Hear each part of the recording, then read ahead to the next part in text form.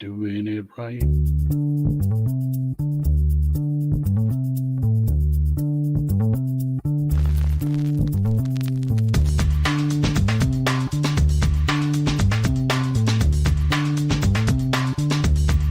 Welcome to the acclaimed podcast, The Deep Dive, featuring your esteemed hosts, Andy Monitor and Drew Dinzik, powered by BetSperts.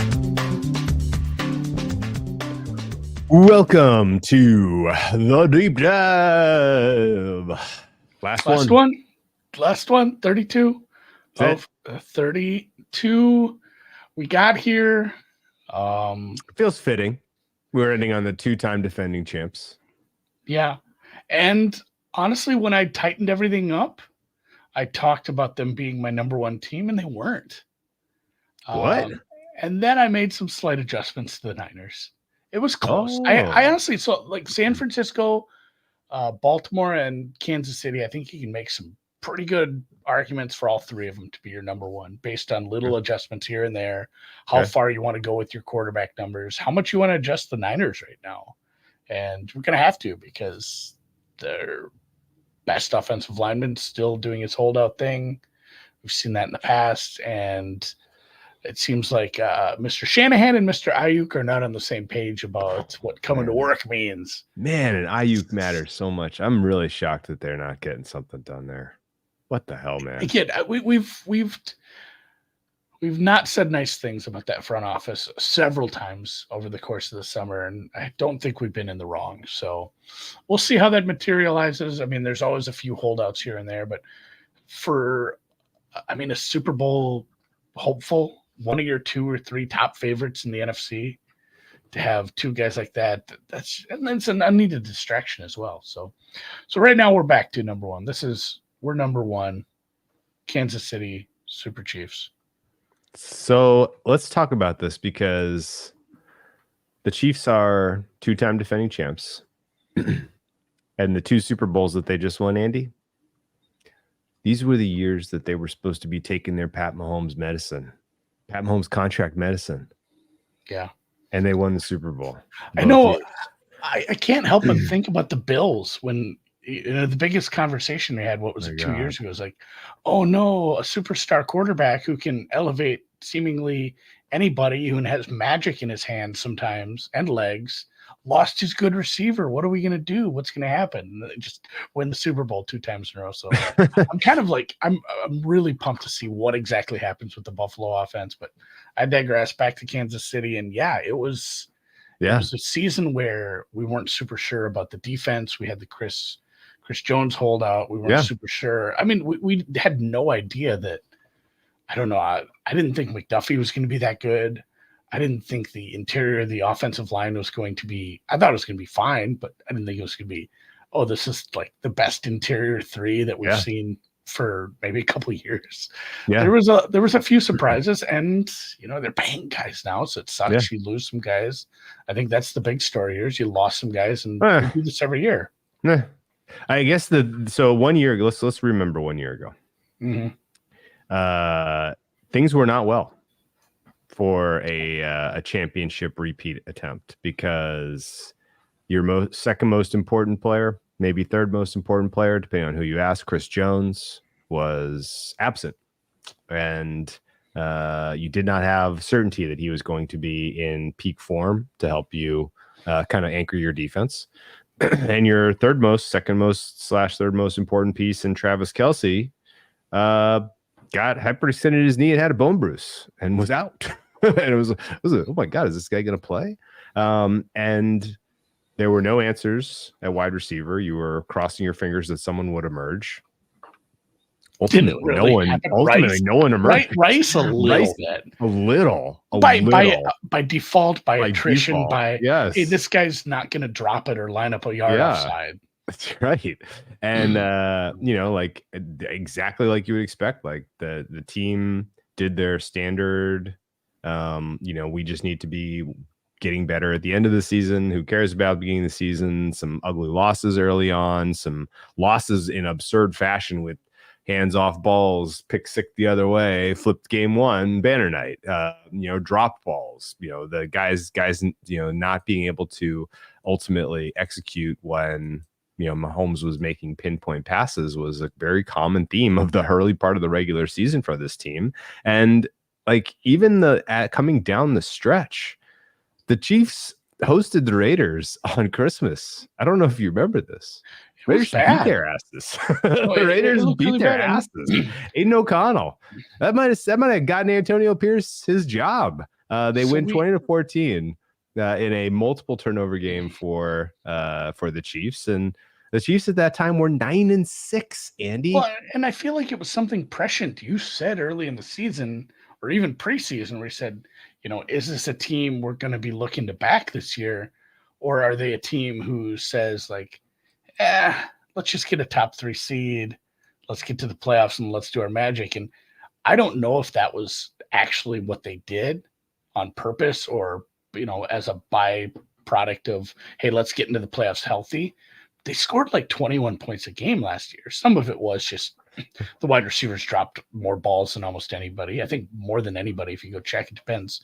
Drop balls are kind of a point of contention between different charting companies. But, they didn't score a lot of points. They kind of went into the playoffs. We're like, oh my God, Baltimore's the best team in the country right now.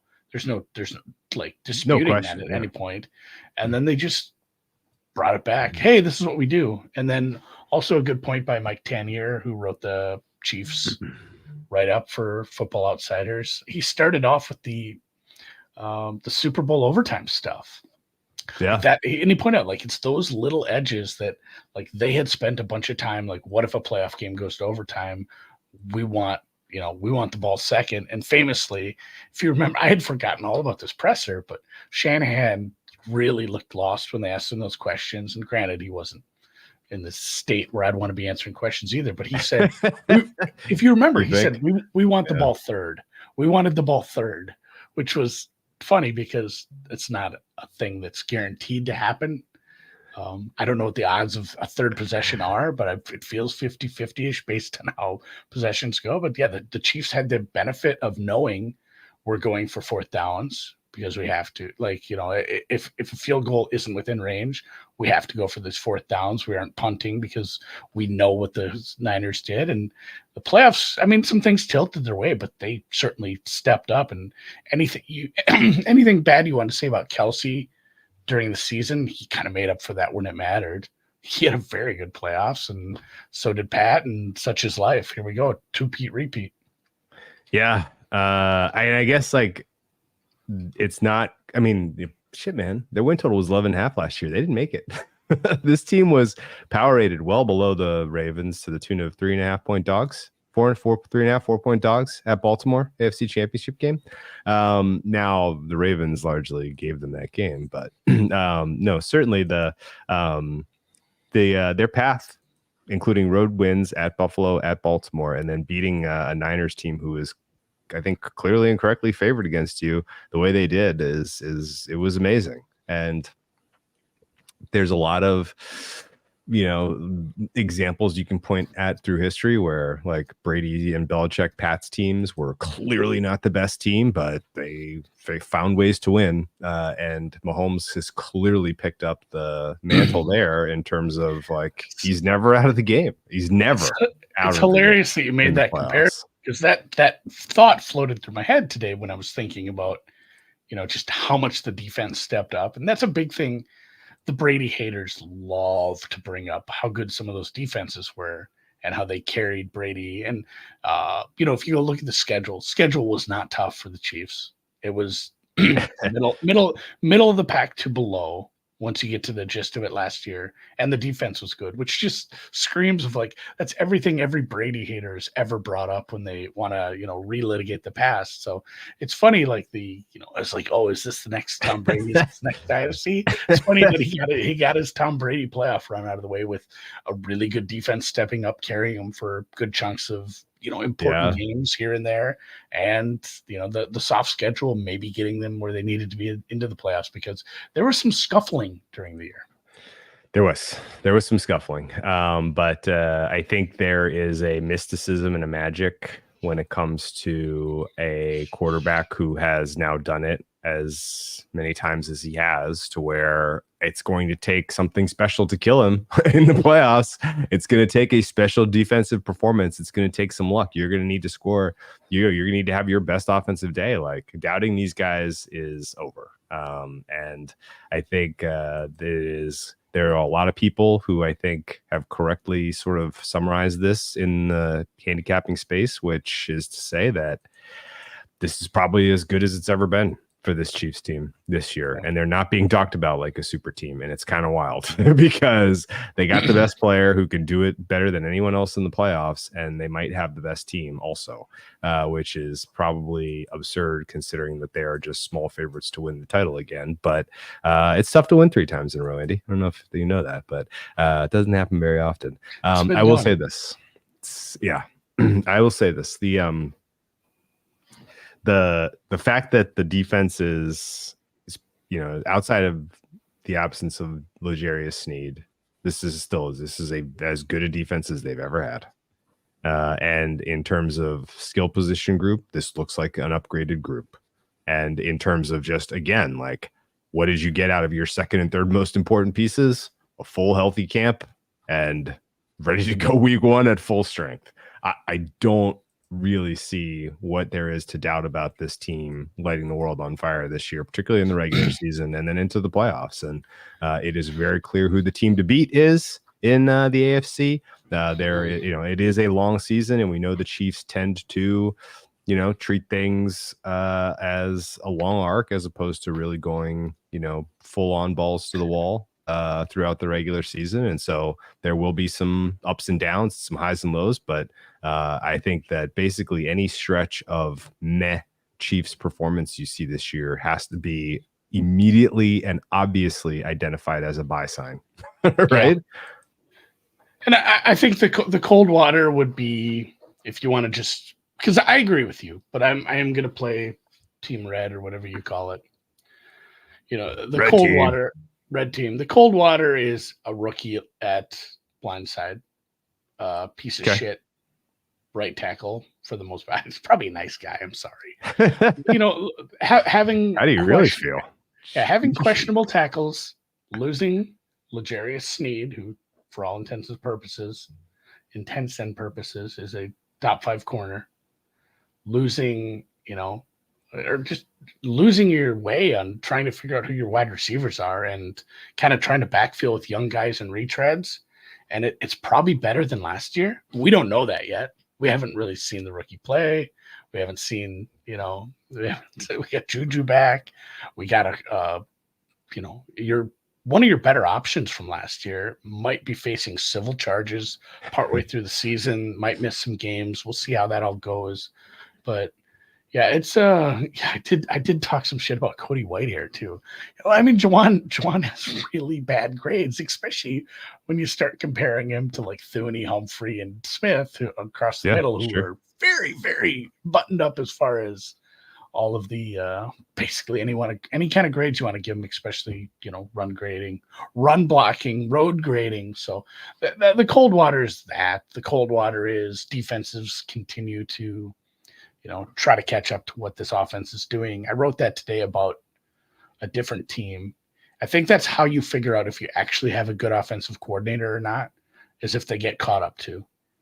And I think I was talking about second year Slowick said, how do you throw cold water on anything Houston? And it's like, hey, defenses have had an offseason to figure out what you're doing, how it's working with these young receivers, young quarterback. Like, if that looks bad this year, I'm not so sure Slowick was the guy. Slowick was just, hey, I'm here and everything's working out. I'm hoping based on his background, he's an analytical background, and hopefully you should be able to be 2 steps ahead as an offense because defenses are reactive. So and the same thing goes. I mean, good segue into Andy Reid, and I mean, even Matt Nagy, if you want to talk Matt Nagy is a part of this team, but like mostly Andy Reid. It feels like for the most part, he's been able to be a step or 2 ahead, especially at this point of his career, and especially when it matters in the playoffs.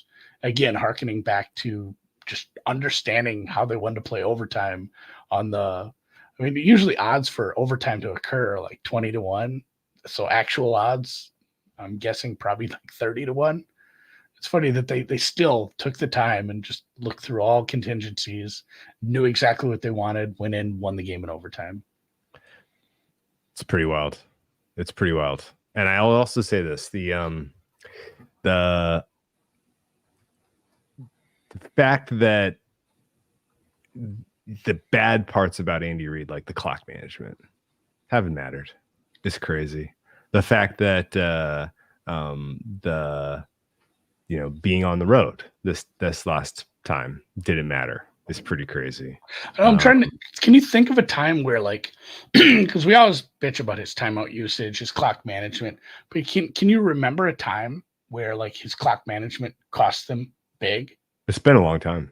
I know. I'm trying to think what, like, if I'm trying to think. It's almost like, because I almost want to give Mahomes credit for that. Like, there are a couple of intangibles that Mahomes brings to the table, like his arm talent and his cerebral ability to kind of do it in the moment and under pressure is unmatched, and there's no beating that. But like his escapability in the pocket, his kind of preternatural ability not to take negative plays in terms of sacks or fumbles, like it's crazy. Like it does feel supernatural, and it really does kind of have force this Chiefs offense into an absurdly high floor, despite the questions about the O-line, despite questions about the skill position group, despite questions about the coach's ability to manage the clock. Like, all of those things tend to fall away if the most important guy on the field with his hand on the ball in every snap is doing what Mahomes is doing.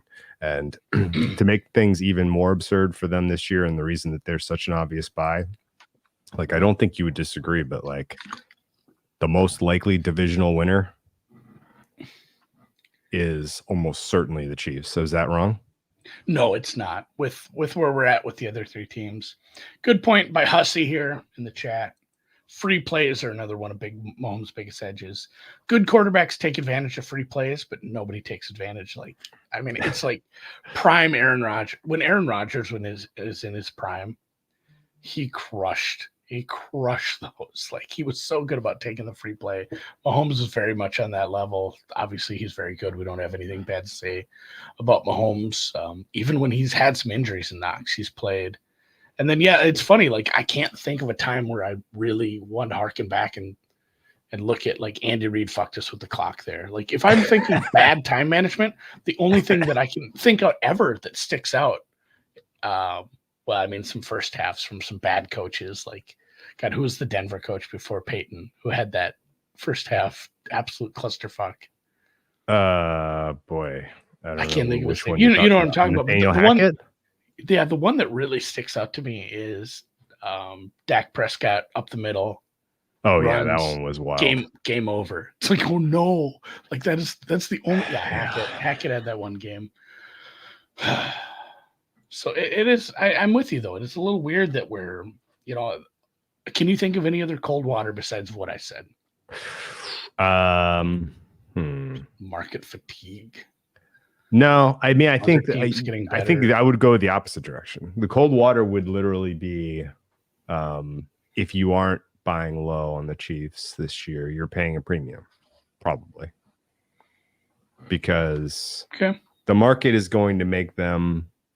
The market is going to make them. You're not getting any of that Baltimore +4, +2, +180 on the money line shit this year. No way. Like, it's not happening. Like, it doesn't matter if they are on the road. Like, there's going to be just an unbelievable amount of respect for them in the AFC Championship game if they get to that point, in the Super Bowl if they get to that point. And, there's, again, like, the other side of the coin is there's plenty of examples, 2007 maybe the biggest, of Tom Brady having his best Patriots team and still not winning because it's fluky as shit. Shit happens. It's fluky as shit. You can run into the wrong team having their best day on the wrong day, and if they're good enough, then you can go down. And, I think the range of outcomes for the Chiefs this year is as good as undefeated, and it's as bad as, eking out AFC West again over the Chargers. It's very, very hard to envision what has to go wrong outside of a Mahomes injury on week 1 that would change my opinion, at least in terms of the ceiling of this team. Yeah, it's kind of where I'm at. I have some questions. There's some question marks. I went a little lower. Ceiling and floor, I guess. Yeah, I went a little lower in some spots that I thought maybe I'd be a little higher, because I want to start lower because I do have some unanswered questions. Yeah, but like some of the stuff where they're weak, again, like either because of the quarterback, it doesn't matter, or because of the they're kind of teaching us how to correctly weight stuff, right? Like, yeah, and that's where I was fine being low on the offensive line because of the tackle situation, because I'm giving Mahomes such a high grade.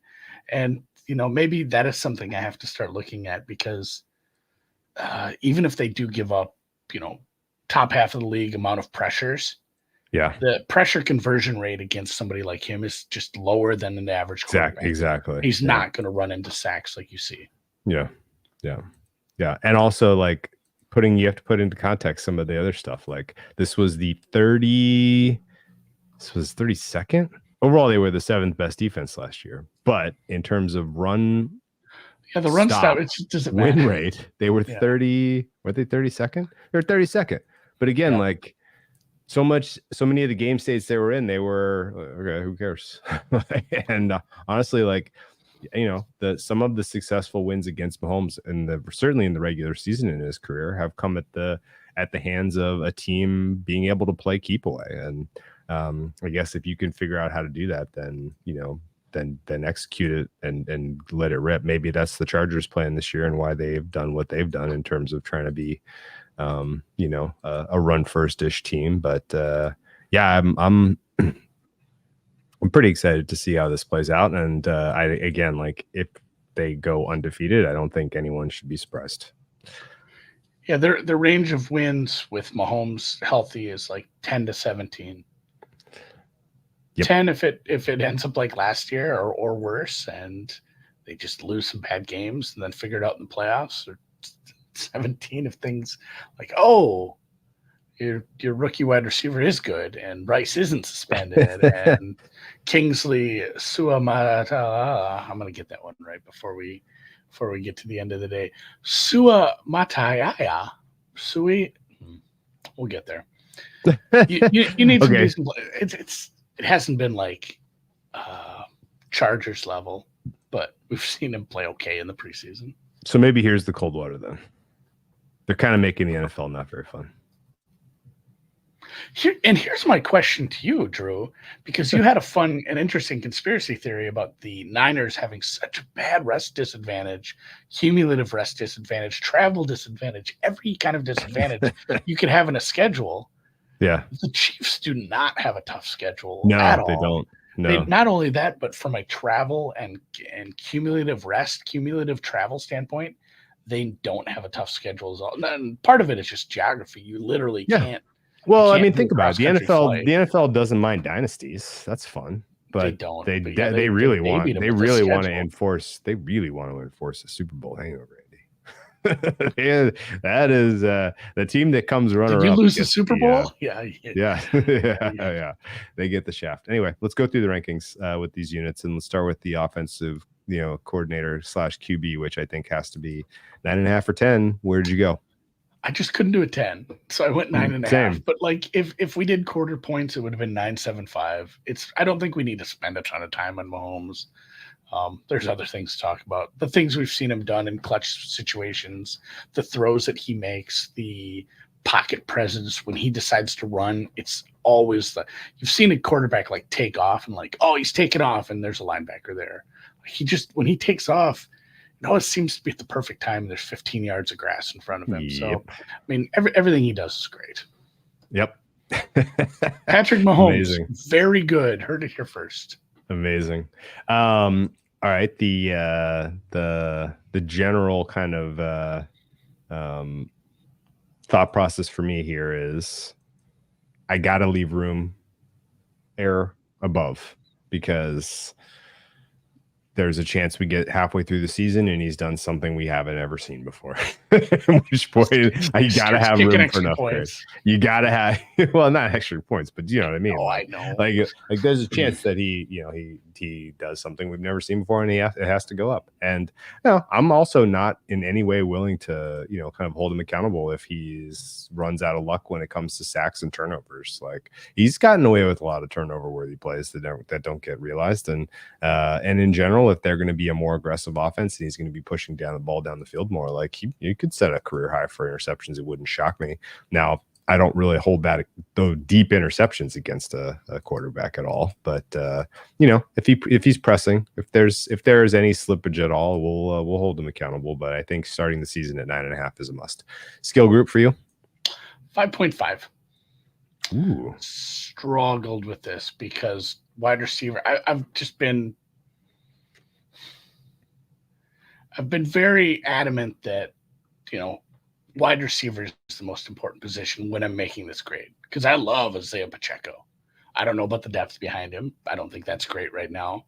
I love Kelsey, but for big stretches of the season, he looked very much to be a middle-aged man. He looked, old, and he's now a year older. And we got a big-ass question mark again at wide receiver. So this is floor, I think, for this, but I had to start kind of low here.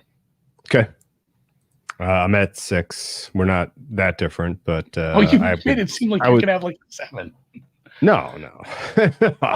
You got Hollywood Brown, a rookie, and a guy who might be in jail. Like, you have to think for me about, to get excited about the wide receivers right now. Yeah, you have. I mean, and again, like we're expecting Mahomes and Kelsey to kind of like, hey, there's questions, but again, like, does it matter? Probably not.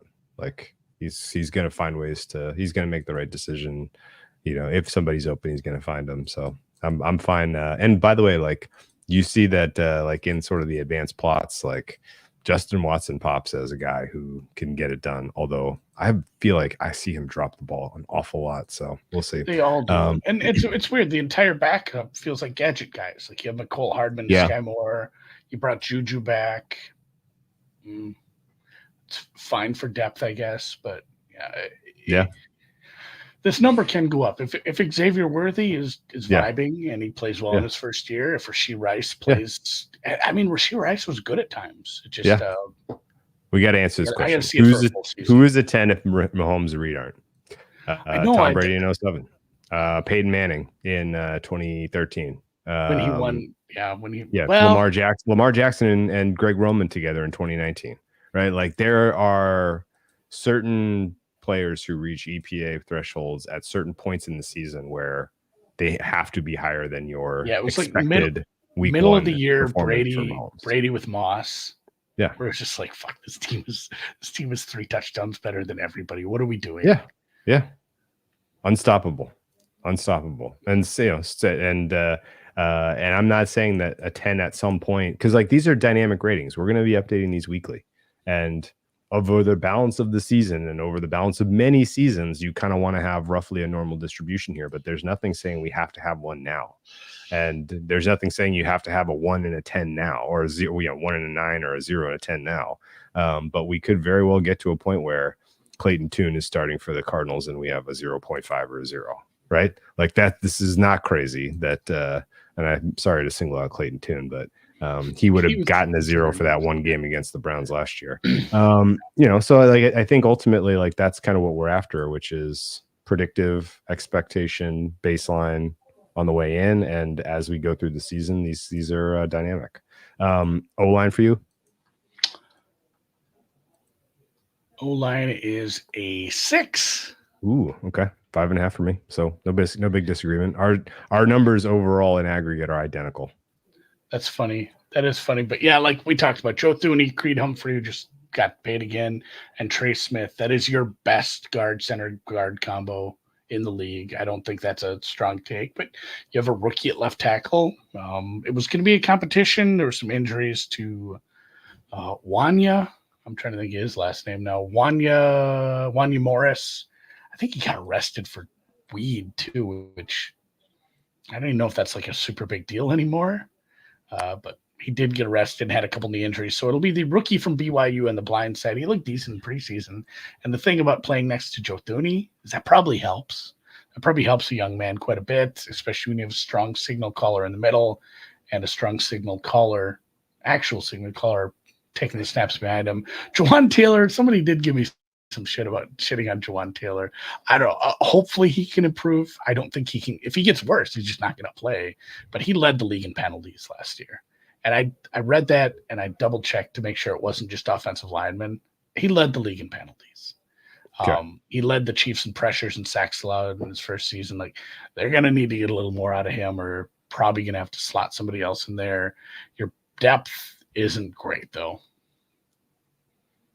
No, that's a great point. I think that's a fair reason that I'm low. And again, like you said, it's hard to go too low. It's hard to go too low when Mahomes is back there and he just doesn't take sacks. Yeah. Okay. Let's flip to the defensive side of the ball. Their weakness is the run stop, correct? Mm-hmm. And the run stop number for you is what?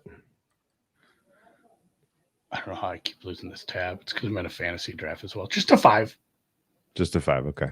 I'm at 5.5, and I feel like I'm too high. It was, it was tough to judge exactly how you want to do with this, because if you look at like success rate and EPA per play, it was, there were some big EPA per play numbers or big EPA plays against them.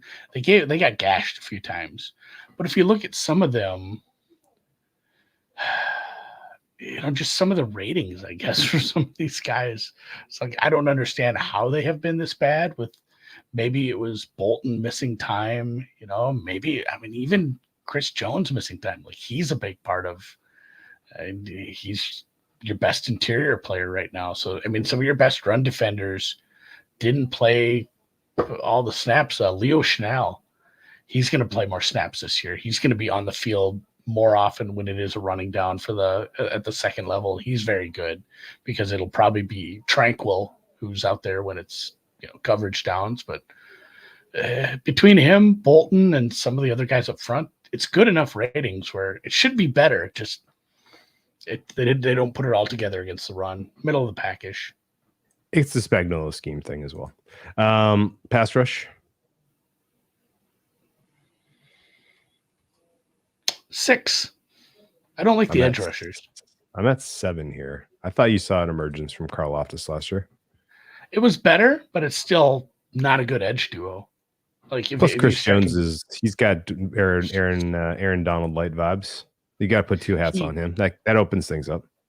It does help, but you'd think you'd see better numbers from Karlaftis, and if you get more out of him and Mike Dana. Again, some of the linebackers, if they're asked to come forward, I don't know.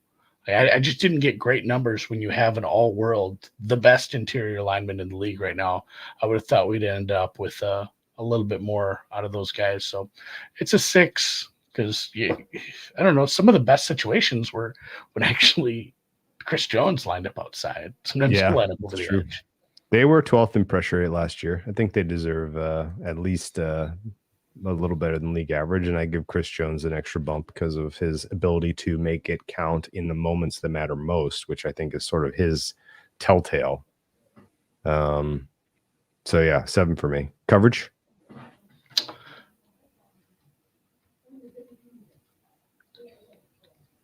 One too many tabs open. I apologize. 6.5. I was going to say 1 is way too low. Okay. One is way too low. 6.5 in coverage. I'm at 6, so we are all. This is my 10th ranked defense, and I was low on coverage and low on rush compared to where I think they can be if we get some more. So it can be better than this, but it kind of feels like floor is still a 10th best defense.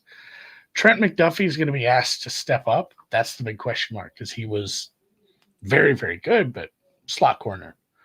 Probably going to be asked to be outside a little more. I don't know how that's going to work out or how that rotation is going to look.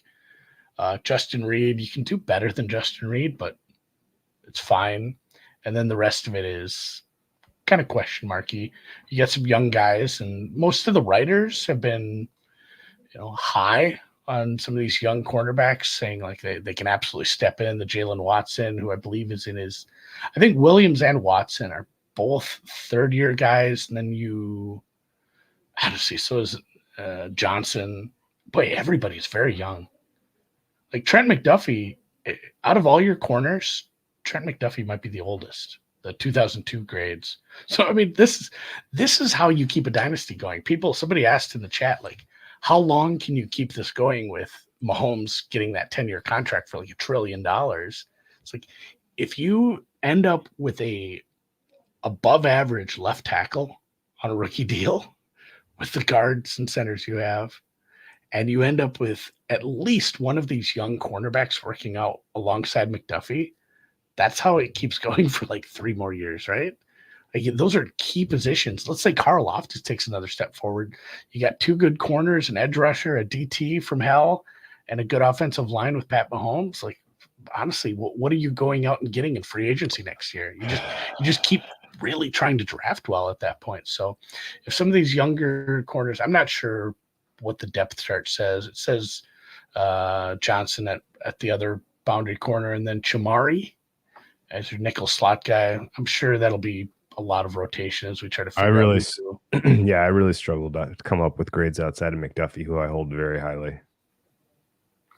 Are you worried at all that just it's not the position he really played last year as much? It was mostly slot corner. Yeah. I'm also worried about them going up against offenses that have multiple good weapons. And now this may not ever manifest because freaking stupid fucking Jamar Chase won't show up. But like week 2 with the Bengals coming to town, if you had Chase and Higgins and some other good players on the field, like I don't know that you're matching up so well coverage wise with Najee Johnson and Connor out there running around. And Justin Reed is good, but he's got some issues. I definitely can see this being a problem when you go up against the I guess let's use a better example, the Texans of the world, who do have multiple threats that can hit you at multiple levels of the field. Like you could get cut by this could be a problem when you go up against the really deep skill units, I think. Yeah. Oh, again, that's where the question marks are for me. Between Najee Johnson, Chamari Connor, Jalen Watson, Joshua Williams, Jaden Hicks, maybe Nick Jones. Like, there's a lot of names, and they're all crazy young. Again, nobody I named there was drafted before 2022. They're all 3rd year or newer. So it's a lot of youth, and I think they kind of just, they put a lot of shells in that basket, and I don't know, maybe they'll find something shiny again. It's worked out. I mean, those were guys they brought in and coached up. Maybe they can just continue to do that. Okay. Whew. Well, the secondary was what made that defense special last year. I thought, well, that and Chris Jones, and they're not as strong. So I'm definitely prepared to downgrade this defense, but I'm not scared of them defending the Ravens, for instance. Yeah. So special teams number.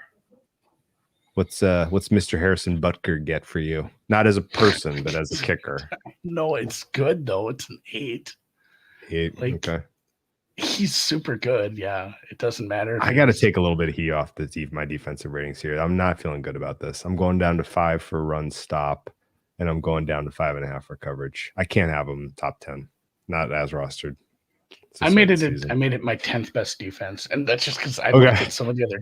Look at some of your defenses that you have rated like 11 through 15. Okay, are you that jazzed up about those defenses? Let me tell you who I have them kind of on par with, and you tell me if I'm being unfair here. Like my next defense behind them is the Raiders.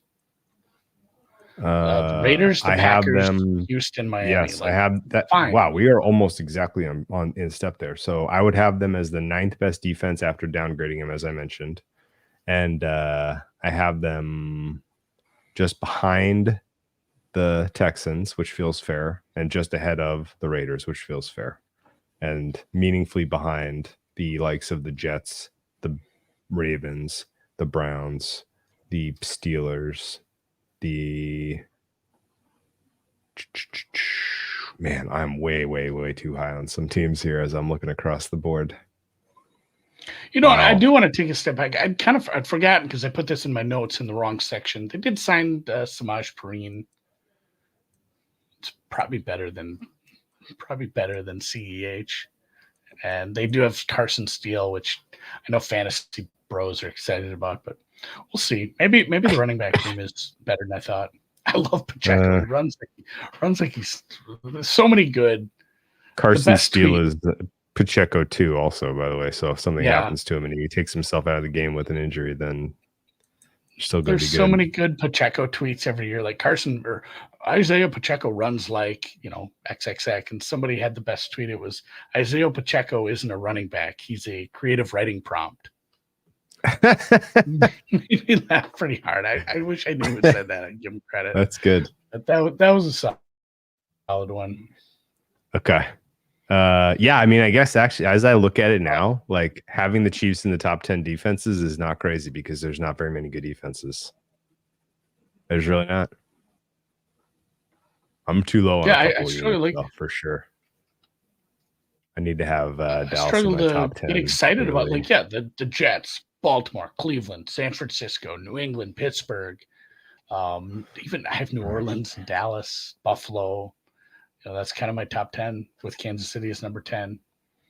It's going to move. Like I said, that one has a lot of flexibility. Did you give Andy Reid a 9.5 or 9? I actually only went 6.5 because I do have some questions about his adjustments at halftime offensively, and I have some questions about his clock management and his ability to go for it and all that shit. I thought you were going to be super high. I got 8.5. I went 8.5. 8.5. I guess I drank the Kool-Aid on that article about the overtime thing. I've mentioned it 3 times. I thought you were going to be high. Drank the Kool-Aid man Kool-Aid. That's funny. Okay, so you're way up there. I'm at a 7. I'm at a 72nd percentile, which is a +7. You're at a 73rd percentile, which is also a +7. Is that right? Or are you 7.5? I just sorted Z to A, not A to Z. My goodness. I'm at a 7.5. I'm using a different rating scale to try to tighten this up. Okay. It would be a 7. So probably I'm a shade over 7. I don't think I'm going to stick to half points when we get to the season. 7. So you're going 7. I'm going to go a 7. Okay. And I have the Niners and Kansas City really, really, really close. And yeah. So my Kansas City number is 718. My Niners number is 714. And I have not docked the Niners for Trent Williams and Brandon Ayuk. We got to do that experiment when we go through the adjustments in the end here. Yeah, I have Niners closer to a 70th percentile team with the current offensive line and Ayuk out. Okay. Still have Christian McCaffrey's pretty good. Want to look at the schedule? Yes. So it is a first place schedule. You play at San Francisco. You play at Cleveland late in the season. You're going to play at, there's one more tough one, at Buffalo. You have 3 pretty tough road games. Other than that, there's like 12 games you should win. And then the coin flips between the early one with Baltimore, the double dip with Atlanta and the Chargers, which you're only 3-point favorites on the road, but those are games you should win. And then, what was the other one I was looking at?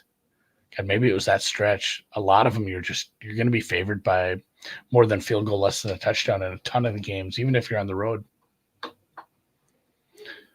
And then, we talked about the cumulative rest isn't super bad. They get the rest disadvantage. They are facing one team off a bye, and it's on the road. Luckily, it's a bottom 5 team in Carolina. I don't think Carolina's going to suddenly muster the same magical defense that the Raiders had down the stretch and upset them. You never know.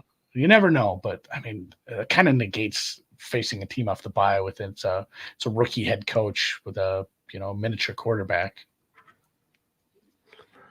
Yeah, I mean,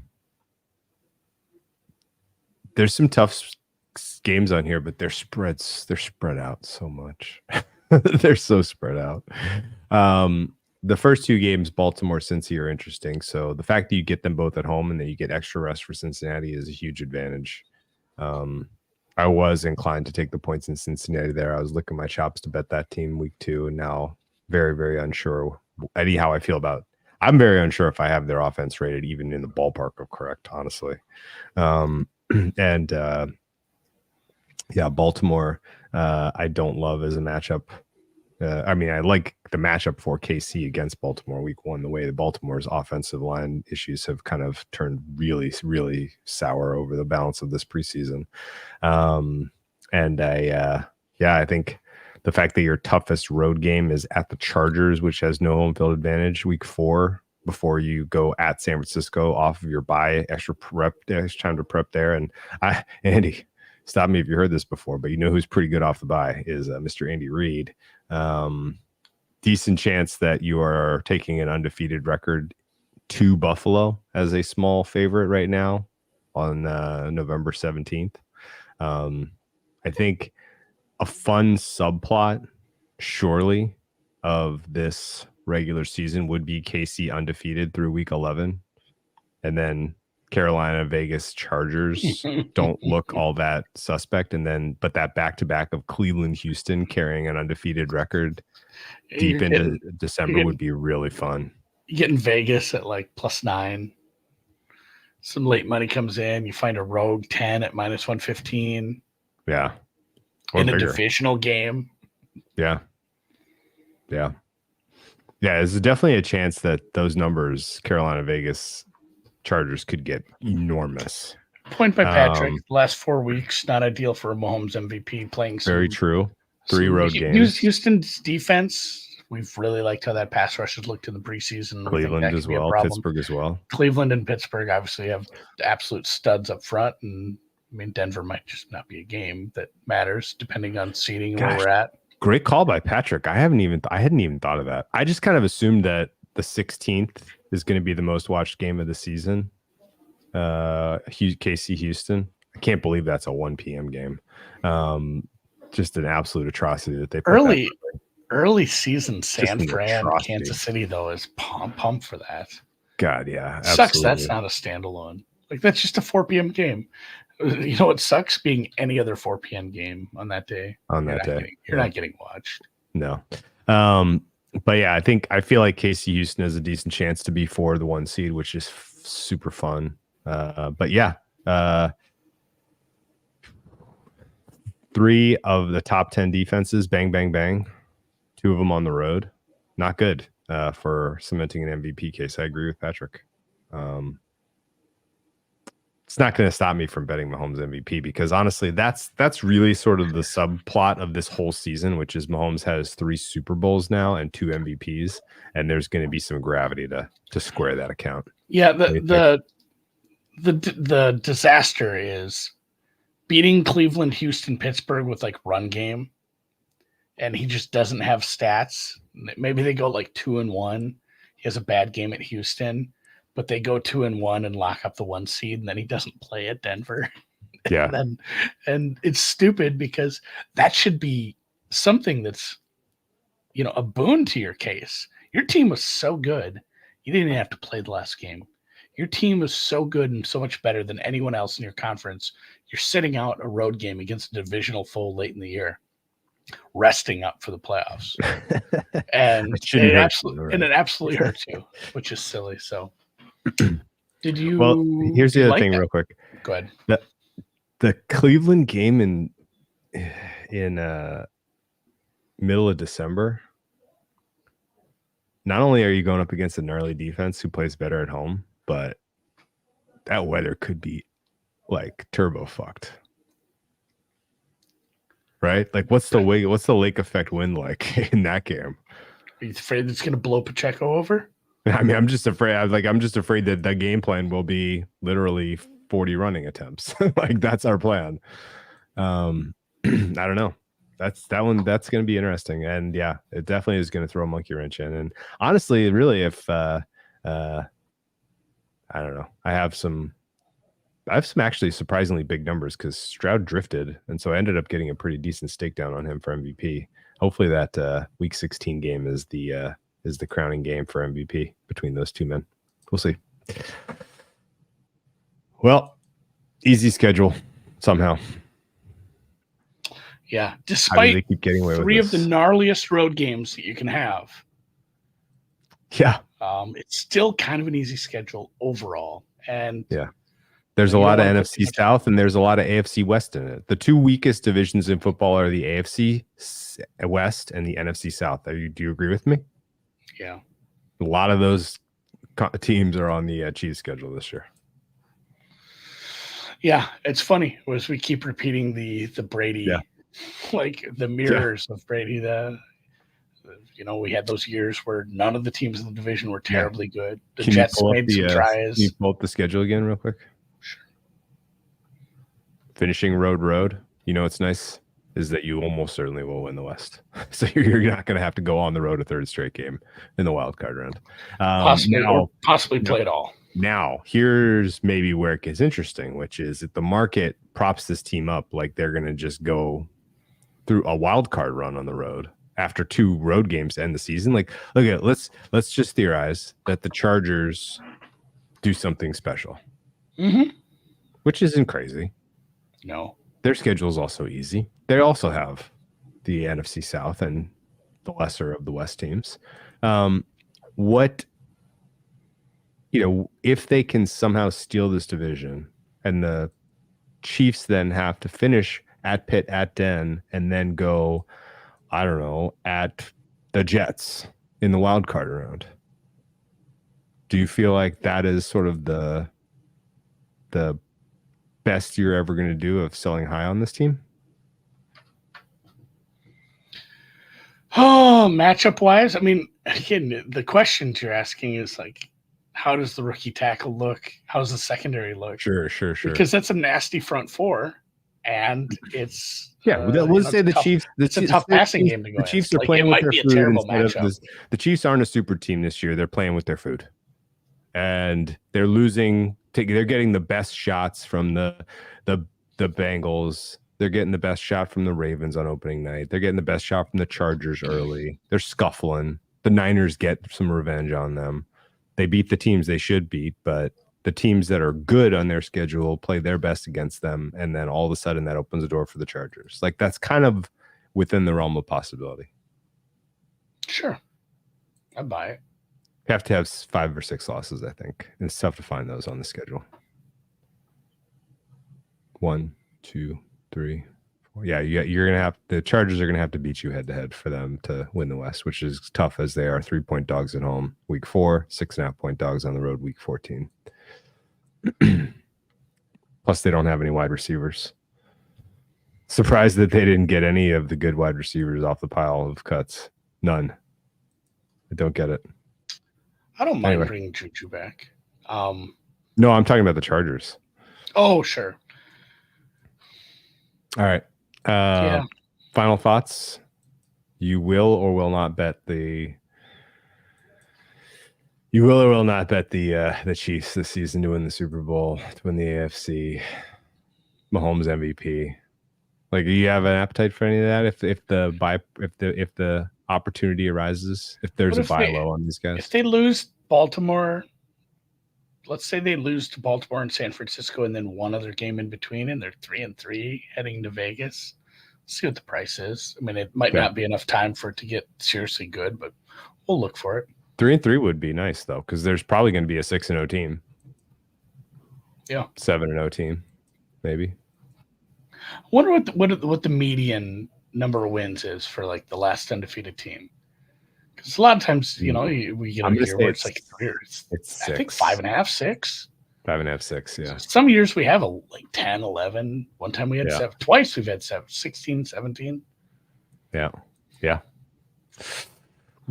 Okay.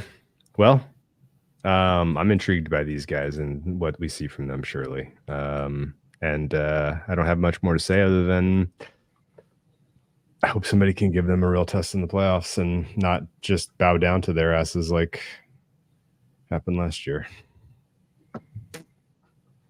We'll see. I'm with you. So, not entering anything preseason, but looking at this team as somebody I'm very comfortable with getting late. Andy Reid, Coach of the Year, 80-1, says Sam. It's a huge number. I know. What if he does go? Like, you have to give him like the Lifetime Achievement Award if he's like 16. We talked about if it's 16-1, does he get it? That's not it. I mean, if he's 16-1, he gets it. If somebody else doesn't have like that really good case. Yeah. And we talked about this with Sharp Clark with an E when he was he making the joke about or maybe it wasn't a joke. He was going to do the synthetic money line rollover instead of the 17-0 bet on the Chiefs. Yeah, I think he's going to do that. Okay, well, that the fair price or the estimated price on that was like something like, if you use the current look aheads, was what, 2200 to 1 or something like that. And the reality would be maybe more like, because it's going to get shorter as they keep winning, as their number goes up. Mm-hmm. You're probably going to get like 500 to 1-ish on that. So I feel like if 17-0 is what it takes to get Andy Reid Coach of the Year, do the synthetic rollover. Yeah, or see if there's somebody has an outlier number on, exact team to be undefeated. Those prices are one way, and they're going to be terrible, though. So you're probably right. The rollover is the best way. Yeah. Damn, I did the math on that, and I fucking deleted that. Damn it. Whatever. I just finished. I was doing a fantasy draft while we did this. It's the fourth fucking year, I think, in a row that this league has drafted on a Wednesday while we podcast. I used the 4-for-4 draft hero that helped. Nice. And Cleveland Steamers got graded A by Yahoo Fantasy. So suck it, people who spent any time researching fantasy. Okay, I found it. I found some fun stuff. So the current money line parlay rollover for the Chiefs would be 2,400 to 1, and my estimation was, at worst, it would be like 500 to 1 once you shorten it for them winning every week. Sure. And then the funnier part was, I went and back out the what the 16 game rollover would have been for the 07 Pats. Yeah. Do you remember? Would have been like 750. 12 to 1. 12 to 1. What? 12 to 1. Their money line prices from like week 4 to the end of the season were like minus 2,500. They were absurd. They were ridiculous. That doesn't seem right. They were like 20-something point favorites 3 weeks in a row. That's fair, absolutely ridiculous. It's so many games, it feels like anything under 50 I to 1. got the actual closing money lines. The 16-leg parlay was 12 to 1. That's not any fun. Definitely not. Yeah, if you want 12, go bet golf. Go bet a golf favorite. All right, let's call her night here. Yeah, kind of. Good. Call her night on this one. Appreciate you guys. 32 in the books. Now we just have 21 weeks of football to talk about, and that is my favorite part. I love breaking down the games, hearing shit from you. I'm going to absorb as much from the Discord as I can. That's me throwing Discord knowledge on my face. And me and Drew will be back. We're going to do one more after this where we sim out the season using our numbers. We're going to use the unabated calcs. And 10 out of 16 weeks, they were over 14-point favorites, Andy. I'd forgotten that there was that many shitty teams. They were monstrous favorites. They also had this funny trend where they covered the first 8 weeks of the season and then only covered twice from week 9 to the close. You can keep going. The music will just play again. I remember we went crazy. For some reason, we went away for the weekend. So a buddy had started managing a hotel in some random town that wasn't far away. So we just all went there and rented rooms because they had a big pool and just got fucked up and watched football at the bar. And that's where I watched the Giants-Patriots, because the week 17 game was Giants-Patriots to go undefeated, which was funny. That was an amazing game too. With that was crazy. Catch down the sidelines by Moss. Oh my God, that was good. How many we did? All right, we're cutting it for real this time. So good. See you guys. All right.